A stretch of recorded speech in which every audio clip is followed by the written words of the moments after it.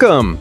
Today we're meeting a car that, in every generation, has proven itself as the top choice for countless automotive enthusiasts, not only in Germany, but across the world. This is the dominator of internet drag races, the Porsche 911 Turbo S.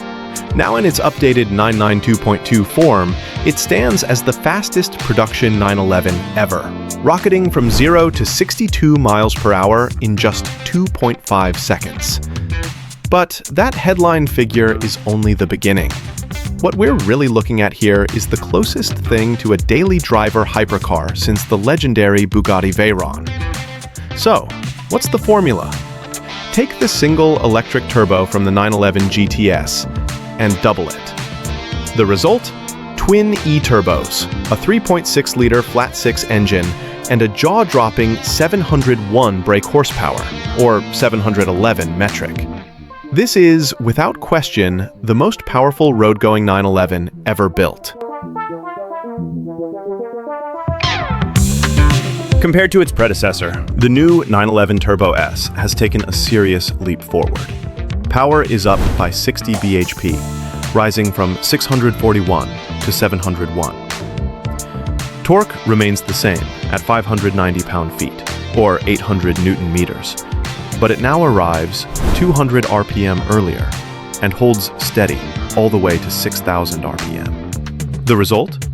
Relentless, gap-free acceleration that never lets up. The raw numbers tell the story.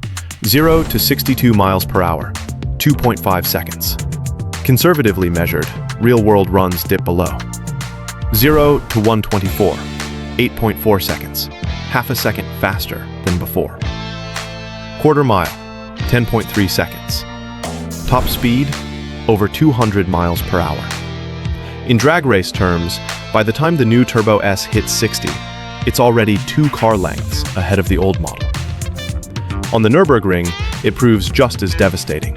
14 seconds quicker than its predecessor, with a blistering 7 minutes and 3.92 seconds lap time. That's faster than an AMG GT-R Pro, though still trailing the lighter, track-focused 911 GT3. The hybrid system plays a huge role in this performance. At its core is a compact 1.9 kilowatt-hour battery, not a plug-in, no electric-only range, purely engineered for power delivery. While plug-in hybrids often add 200 to 300 kilograms, this system increases weight by only 85 to 86 kilos, putting total mass at around 1,725 kilograms.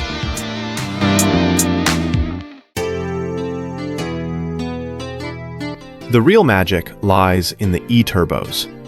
Spinning it up to 145,000 revolutions per minute, faster than the single unit in the GTS, they banish turbo lag entirely, delivering throttle response that feels immediate and hypercar-like. Supporting hardware includes a redesigned crankcase, new cylinder heads, a lighter water pump, and a friction-optimized valve train. Together, they form Porsche's most efficient combustion setup yet, cutting CO2 emissions by 9 grams per kilometer compared to the previous Turbo S.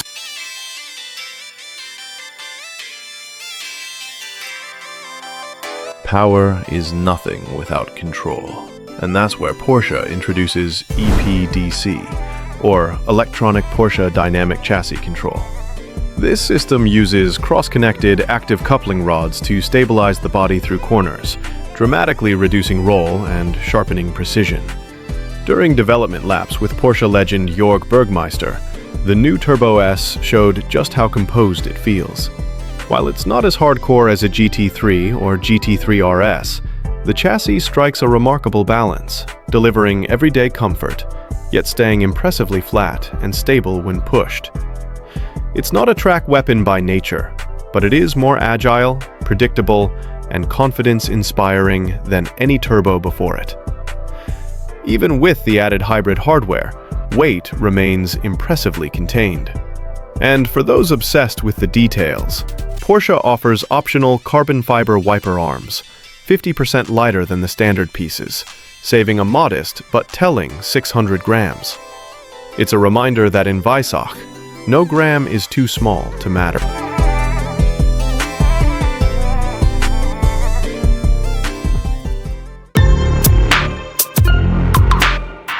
We don't need to spend too much time on the exterior design here. After all, everyone already knows the legendary shape of the Porsche 911. What really matters with this Turbo S is the evolution, the subtle but meaningful refinements over its predecessor. Porsche hasn't reinvented the silhouette, but it has sharpened the details. Up front, the extra indicator cluster has been removed, allowing for larger, more angular intakes. The indicators themselves are now integrated into the headlights, giving the fascia a cleaner, more cohesive look. Active shutters, first seen on the GTS, make a return, this time with a different opening mechanism. They can even stay closed in wet mode to keep the brakes dry. The extendable front splitter and active rear diffuser have also been reworked, reducing drag while improving stability. At the rear, redesigned extractor vents accentuate the car's width, while squared-off titanium exhausts not only look more aggressive, but also cut 6.8 kilograms of weight.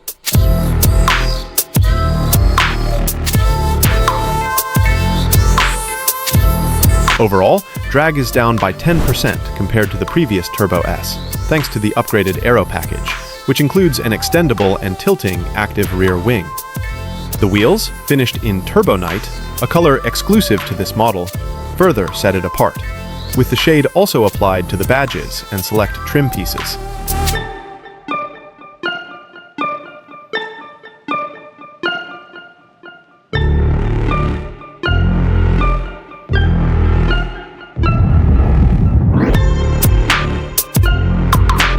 Braking performance is just as extreme as the acceleration. Porsche Ceramic Composite Brakes, PCCB, now come as standard, upgraded with motorsport-derived pads for sharper bite and improved pedal feel. The discs are nothing short of colossal. 420 millimeters at the front and 410 millimeters at the rear. In fact, they're the largest ever fitted to a two-door Porsche, matching the size of the stoppers on a Bentley Flying Spur. The tires have also been upsized. While the fronts remain unchanged, the rears are now 325/30 R21, 10 millimeters wider than before, delivering noticeably more dry grip, with a slight benefit in the wet. Straight from the factory, buyers can choose between Goodyear or Pirelli rubber, each tuned to handle the Turbo S's immense performance.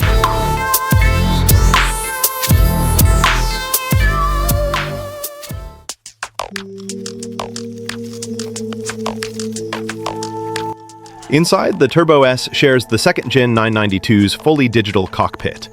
Gone is the classic physical rev counter, replaced by a screen.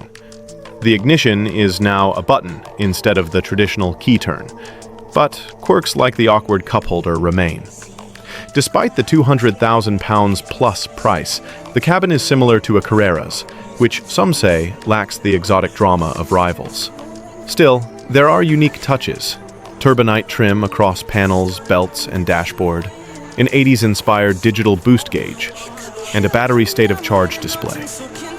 By default, it's a two-seater, though tiny back seats can be added at no cost.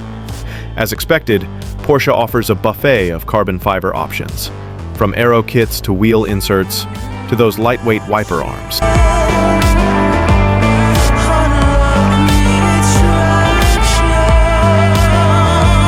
Why so much engineering effort for just 11 more horsepower than a 2016 twin-turbo 911? Porsche's answer is twofold.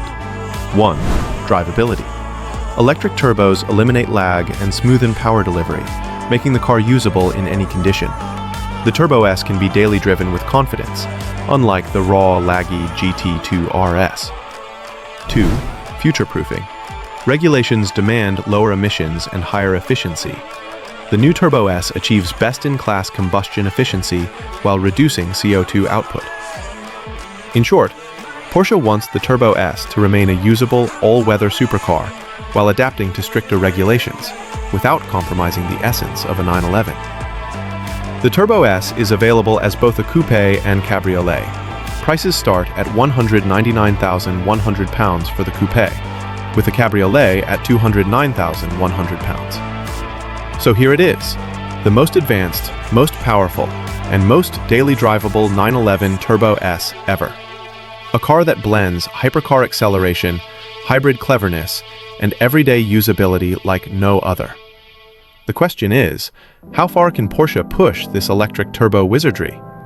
Because if 701 horsepower is just the beginning, the future 911 GT2 might be something truly insane. Which one would you pick? Coupe or Cabriolet? Stay fast, stay curious.